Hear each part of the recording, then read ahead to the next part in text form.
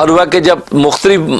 جو مراحل کے لیے قوانین مرتب کر دیے گئے تاکہ انسان اس دنیا کے اندر ہے کہ محفوظ اور مامون زندگی گزارے،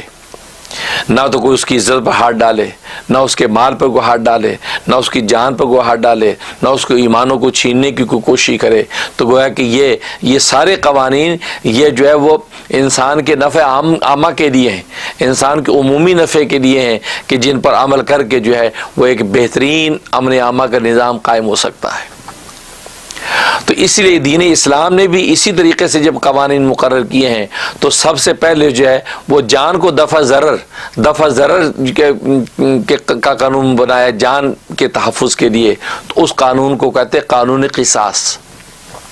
قصاص کا قانون دین اسلام نے متعین کیا ہے، اس لیے کہ جان کو دفع ضرر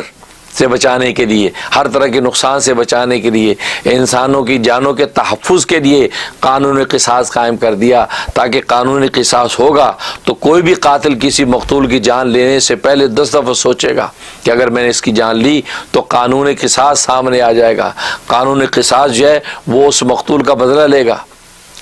تو گویا کہ جانوں کے تحفظ کے لیے دین اسلام نے قانون قصاص بنا دیا،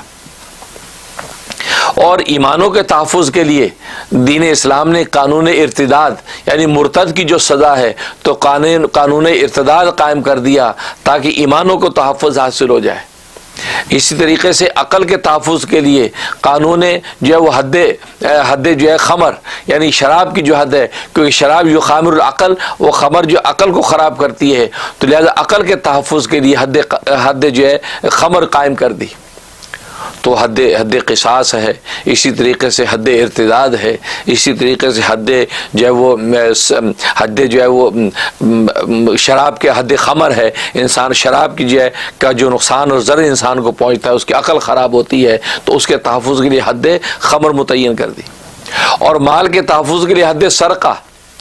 سرقہ قائم کر دی تاکہ مال کا تحفظ، چور کے ہاتھ کاٹنے کی حد قائم کر دی ہے تاکہ جو کوئی شخص کسی کے مال پر ہاتھ نہ ڈالے،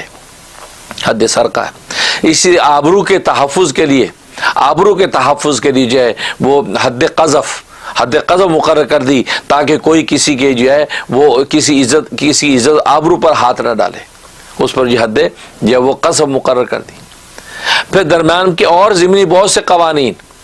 یعنی کہ مال جو ہے وہ کسی مستحق تک صحیح پہنچ جائے،